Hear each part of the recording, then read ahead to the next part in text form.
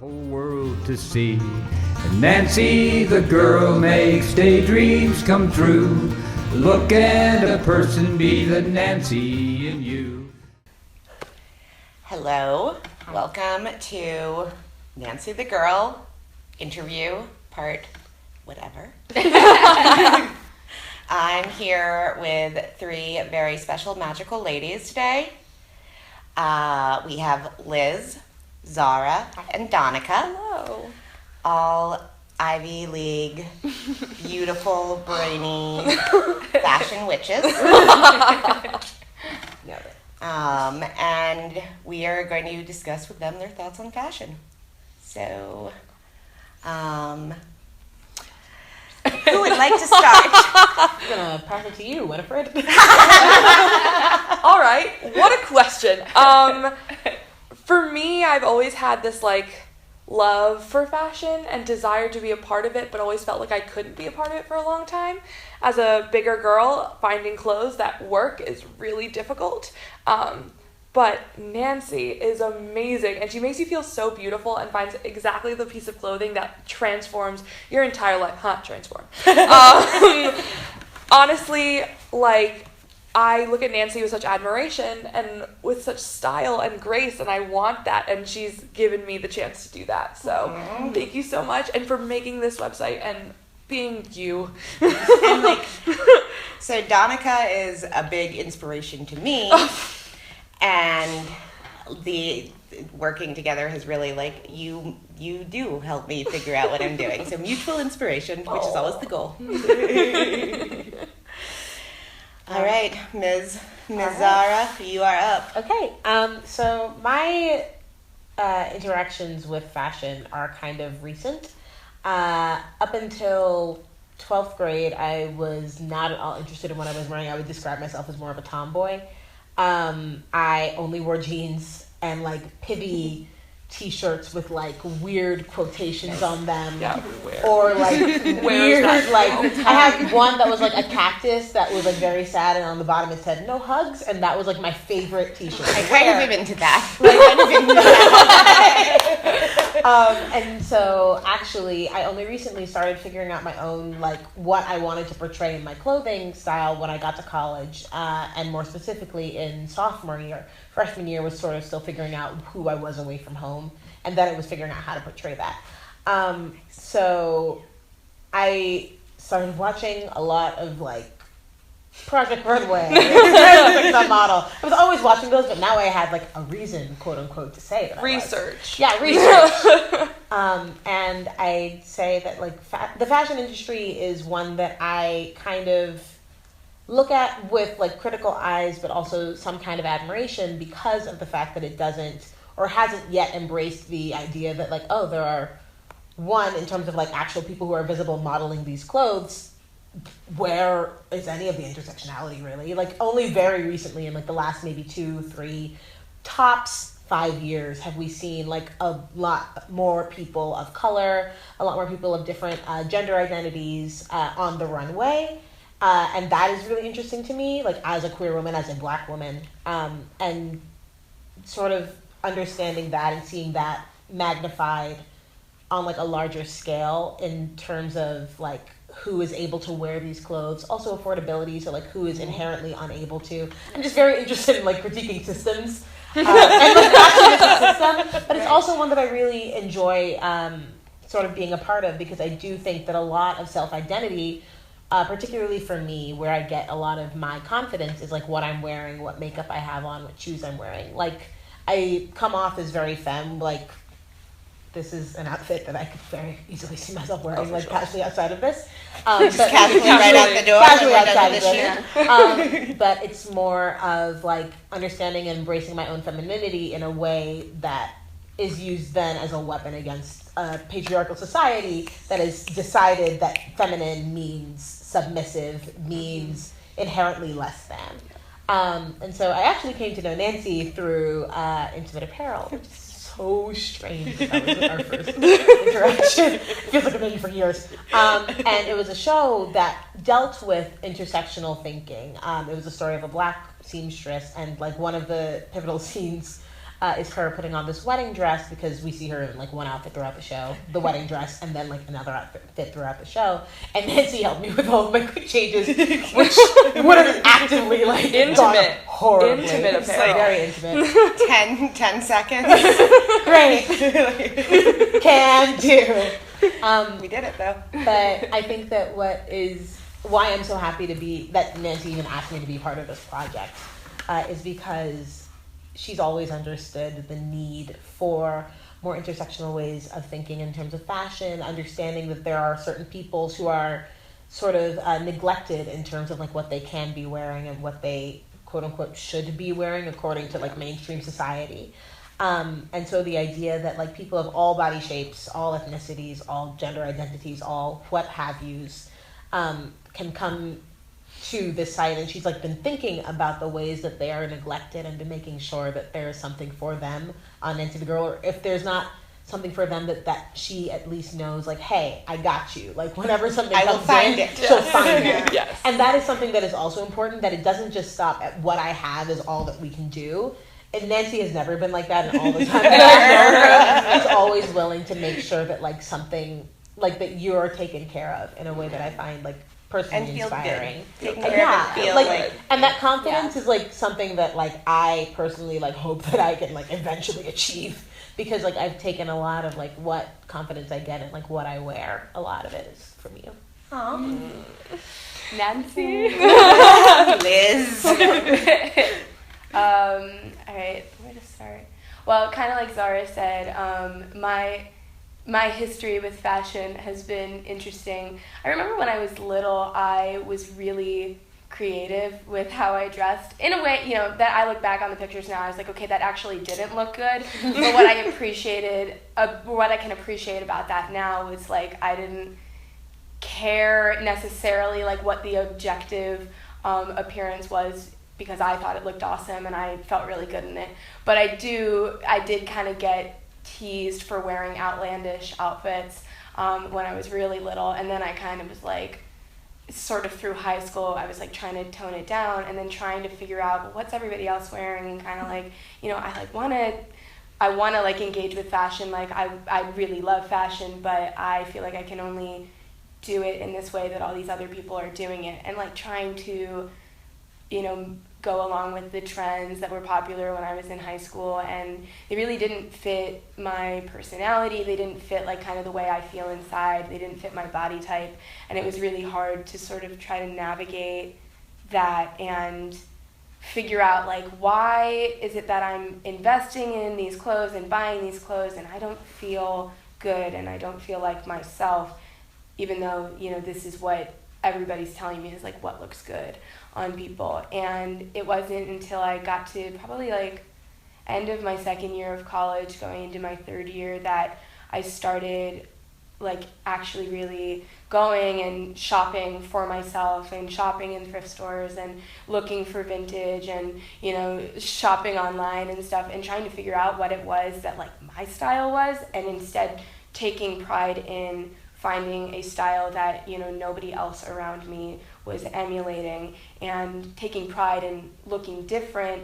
In that looking different was exactly how, you know, I was supposed to look and exactly how I felt on the inside. And I think I've been developing that over the past couple of years and have, you know, I'm continuing to develop it. But I just love this feeling of like just getting closer and closer to approximating like my truest self, and sort of blocking out like all the external factors that I think have kind of like, they confused me a lot when I was an adolescent, and, you know, told me this is what you should be doing, and it, you know, it wasn't me, it didn't fit me at all. And so it's been a really wonderful experience kind of going through that path of self-discovery and trying to figure out, you know, what makes me feel really amazing. And I think it's also mirrored a growth in like kind of accepting a fuller version of myself and who I am on the inside, and accepting, you know, the kind of person I am and recognizing that and all of that. And so I think for me then, fashion becomes so much about, like, it becomes so tied to who I am inside, and to like my ability to kind of like take care of myself and love myself and be my best self. And that's why I think Nancy and what she does is so important. We've been talking about the concept of being a fashion witch, and I'm thinking about that and what that means. And I think Nancy like kind of has this ability to like bestow upon people like the gift of finding who that like ultimate self is. And you know, like you were saying before, she kind of transforms people, but what she transforms people into is like the truest version of themselves. And I think she's so incredibly talented at doing that. And working with her over the past couple of weeks, you know, the stuff that she'll put me in and like the way she'll style me, and it's just like every single outfit she puts on me, I want to remember it because I love how it makes me look, but I love how it makes me feel even more. And I think that it's truly magic what she does, and the way it makes people feel, that's like where the magic really lies.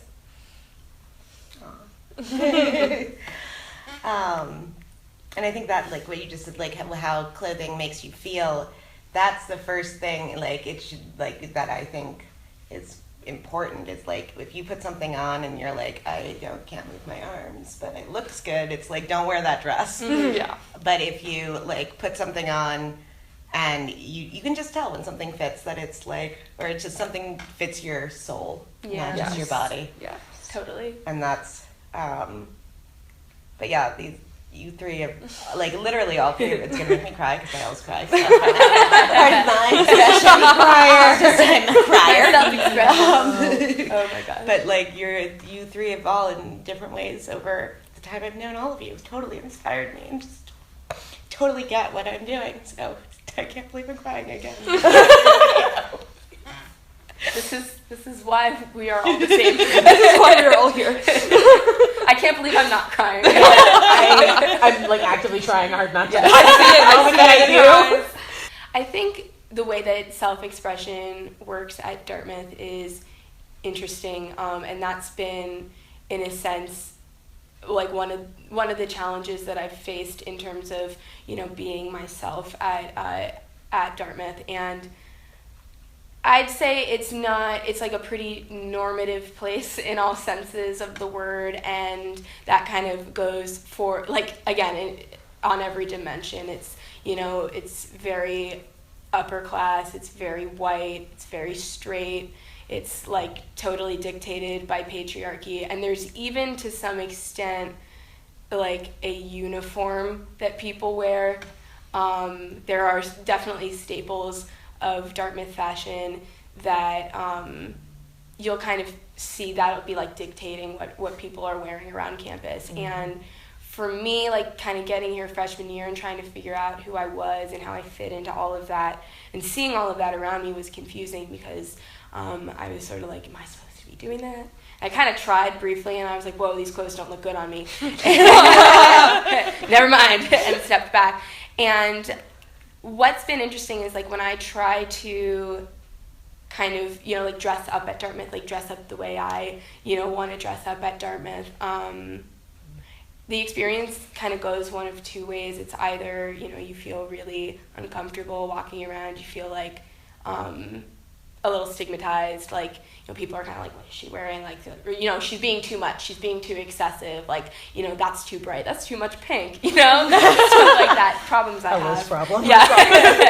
Yeah, and not that anybody's necessarily doing that, but it's kind of like when you're walking in a place where, like, there's that sort of level of, like, homogeneity, you're going to be very hyper conscious of, like, breaking the norm. And yet on the flip side of it, I've found that, like, when I can get into that headspace, one of the ways that I can feel the most empowered at Dartmouth is to wear exactly what I want to wear, and to go out and, like, wear a crazy outfit or wear a wacky outfit. And honestly, and it's like, and it's wonderful because people I actually think do appreciate that a lot of the times, because they're like, oh, I don't see, you know, that those bright colors all the time. But I think, you know, it's just wonderful to kind of be able to, like, just have this internal sense of pride in being who you are, and, like, externalizing that through fashion, and in a sense not looking, you know, like kind of like I fit that norm has been something that ended up really defining me and making me feel empowered. That being said, there are definitely situations at Dartmouth that happen that are like generally stigmatizing, that it's tough, like, you know, sometimes then you stop feeling comfortable wearing your clothes, or you want to like blend in. There's some incidents of, you know, harassment and violence and bad stuff that happens that then you're like, I don't really want to express my femininity today because it's not a great day to be a woman here, you know, and that's something that you kind of have to navigate as well. But I'd say in general, when I can kind of like harness that to feel strong and to like really own my identity, that I think is the best that I feel when I'm there. I think a lot of the time on campus, I'm going back to my freshman year, you legitimately have to buy into New England Ivy League culture. You have to get a bean boot. You have to get a Patagonia. You have to get, what is that, Canada Goose? Oh God, so expensive. So there's like two sides to this. Like you buy into it so that you can fit in, and fitting in also stay warm. Yeah, of course. It depends on the season. Yeah. Sometimes other staples, berries come out in the spring. But it also speaks to like socioeconomically, like something that's like very taboo that we don't talk about, but it's very visible. So like if everybody else is wearing a bean boot, or if everybody else is wearing like a particular kind of jacket, like a barber, like, you know, like I am not able to afford that, but I also, like when I was a freshman, I wanted to look like that. So you're looking for different ways to wear that look that may not even work for you. I don't look good in that kind of jacket. And no one does. All sort of accepted that we have to wear it. And I found myself really frustrated with that environment, and I found myself actively disrupting it and actively going against it. So like in the winter, I wear a red pea coat or some sort of statement thing that when you walk around, it's not just the same color. And I don't wear a lot of colors, so that's like a big deal for me. I would say like on finals weekends, I'm not just in leggings and a t-shirt, even though like whatever you want to do, finish finals. Like, but like I like wearing like tights and a skirt to make sure that like I look the way I want to look and feel the most confident when I'm walking into that final exam. Totally. And I just think like it's kind of a toxic place when you see everybody dressing the same, and you don't want to dress like that, but you feel uncomfortable dressing anywhere, like in anything else. And I think that's like a big part of why I did Transform, which is a fashion show that we do during Pride Week that fights cis heterosexism and also just like normativity at Dartmouth.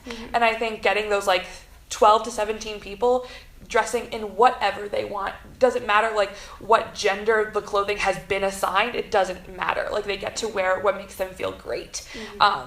And so being able to facilitate that and participate in it when I'm wearing a sequin blazer runs everything. Because the boss on that one. That makes me feel really powerful. Sequins make me feel powerful. Cinched waists make me feel powerful. So I think that's a big part of like why Nancy's so amazing, and she gives you the opportunity to feel that boss lady feeling.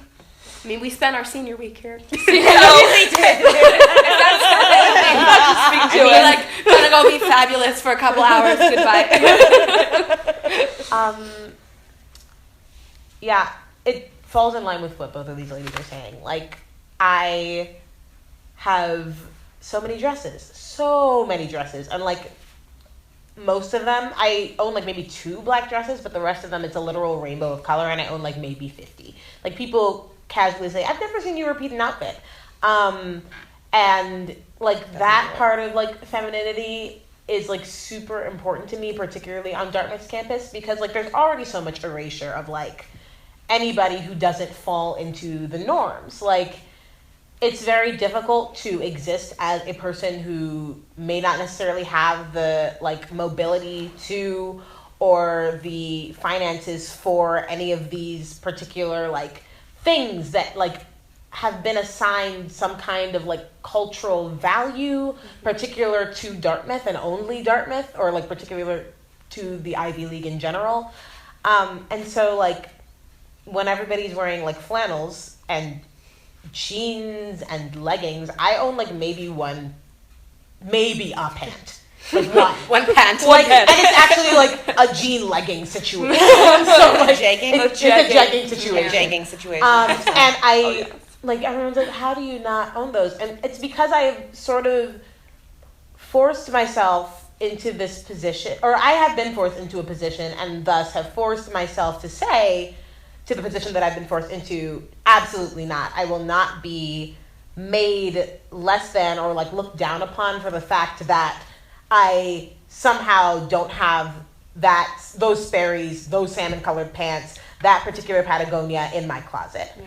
And so my closet is then something that I personally find a lot of value in for my own self-value and my own self-esteem, and like making sure that my confidence like every single day is like portrayed in an outward manner. So like I own like maybe 5-8 peacoats. And my favorite is like this bright pink one that like always somehow people are like, what is that color doing on this campus? Because it's seemingly impossible to some people that color is a thing that people can like individually decide that is a good color for me to wear. Mm-hmm. And so in terms of like representing myself, I love wearing colors. Like I love also my heels. I have an entire shoe bin full of them, and I've been explicitly told many a time that heels are not appropriate for Dartmouth's campus, to which I said, screw that. Yeah. Yep.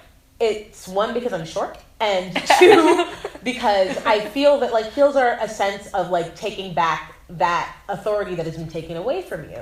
I make myself taller so you have to see me. Mm-hmm. I make myself louder so that you can hear me coming down the hallway. It's very much a power move that is like subconscious for a lot of people. They don't really understand that it's a power move, but they do know that I'm there. Mm-hmm. And my presence is something that I'm going to continue to propagate on the campus that makes sure that certain other identities, certain other values, voices are stifled.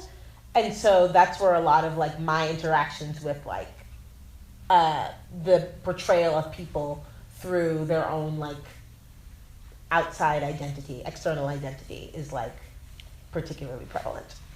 And I think what these three really do embody and really what is that I find so inspiring is that you like are, you know, making femininity not a weak point, but is like it's flipping the script where it's not like, okay, I need to dress like a man or I have to dress in a way that you don't find threatening in order for me to get ahead. It's like, no, I'm gonna dress like deal with it. Yeah. Is it threatening? I'm a girly girl. Like it's with the heels and the dresses. What I thought, like, I think that's so. We were talking about this the other day. So interesting because, like, so before we were decades before we were forced to wear dresses and heels, right? Mm-hmm. And now it's like, why are you wearing heels? Why do you wear so many dresses? And it's like, isn't that, you're just flipping, like, no. You're just changing the script through which you're, like, oppressing what people can be. Mm-hmm. Yeah. You know, it's not any better to be like, oh, well, in order to be a woman or in order to be a strong woman, like, you can't wear dresses, you can't wear heels. You must wear a pantsuit. Right. I mean, and honestly, it's not on pantsuits. Right, but pantsuits can be wonderful. Exactly. Absolutely. But if you want to wear them, you wear what you want to wear. And the whole idea that, like, the way that it's at all, like, an improvement to, just do the opposite of, like, before you used to dictate, this is what you have to wear. Now do the opposite, dictate, that's what you can't wear. You're trying to dictate how people are expressing themselves. Mm-hmm. And that is something that I believe is, like, just so inherently hypocritical, and I'm not messing with that. I think that, with dressing, that people, or society doesn't want us to stand out because it makes us less powerful if we're all kind of going in the same J. Crew box. Mm-hmm. Nothing against J. Crew, but kind of. Yeah. J. Crew. Makes bigger sizes. I won't be mean about you.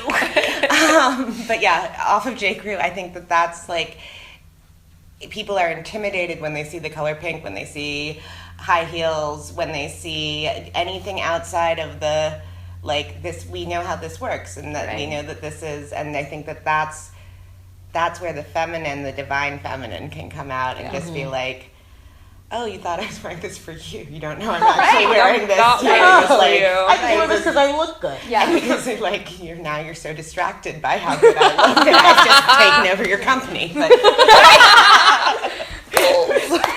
Exactly. It's like I like wearing the huge full skirt and I like wearing the heels, and I will not be acting submissive while I'm wearing them. I'll be like totally Not at all. yeah, totally unfiltered.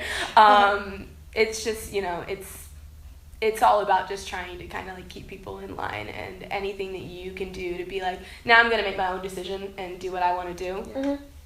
That's what you got to do. Because everybody has seemingly defined a box. Like, regardless of what that box originally is, like, thinking outside of the box is, like, celebrated as this term of, like, oh, originality. But, like, when you, like, actually define, like, oh, you're outside of the box. the other box, the The- box yeah. outside of the box, Yeah. you're now outside of that one, and that's now. Yeah. And so, like, it's like everybody's been given this tether, and they're like, okay, you can go as far as this tether will let Yeah, you go, yeah. but don't go any farther than that. And the Right. fact that some people have sort of reached behind them and cut that sort of string and been like, no, I'll do what I want. I'll garden in a ball gown. Watch me. Exactly. Do it. And, like, Oh gosh, yes. that idea. I mean, like the dirt, but like It's aesthetic.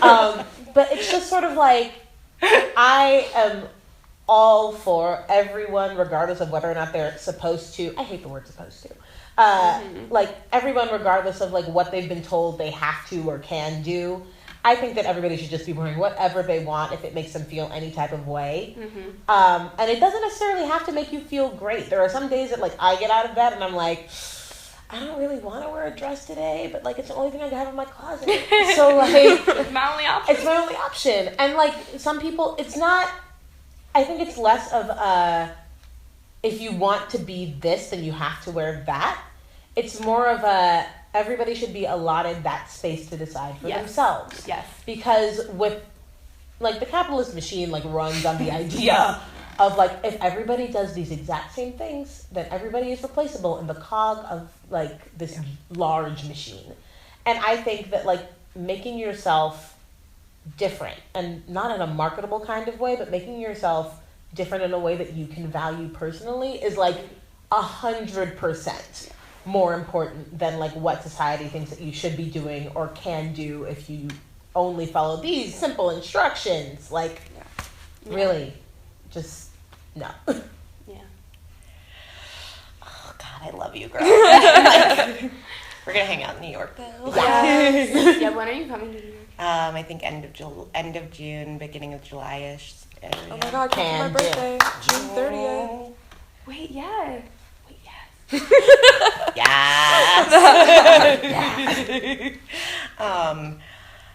Little campsite. I guess that like, yeah, I mean, you guys all said it perfectly. But I'm so bad at editing these.